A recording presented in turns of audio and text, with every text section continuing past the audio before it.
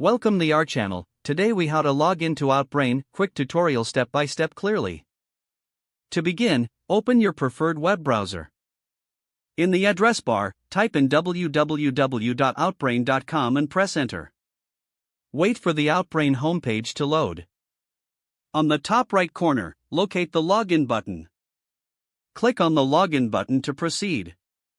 You will be directed to the login page. Here, you need to enter your registered email address.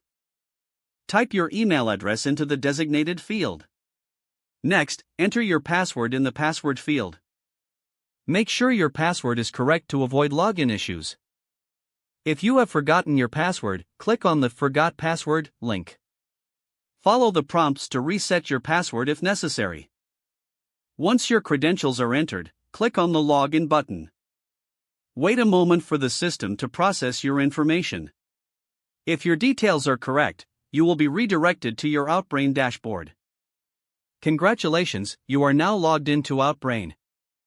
From here, you can access various features and tools.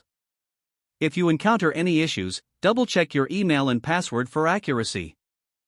If problems persist, consider reaching out to Outbrain support for assistance. If the page does not load, refresh the browser or try again in a private or incognito window.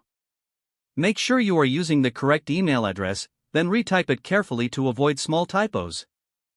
If your password is not accepted, use the reset option and create a new strong password you can remember. Check your spam folder for verification or security emails, then complete any requested confirmation steps. Enable two-factor authentication if available to improve account security and reduce unauthorized access risk. After signing in, review your profile details so your contact information and settings are accurate and current. If you see an error message, note it down and try again after restarting your device and internet connection. Log out when you finish, especially on shared devices, to keep your account and payment information secure. If the page does not load, refresh the browser or try again in a private or incognito window. Don't forget to like this video and subscribe to our channel for more step-by-step tech guides.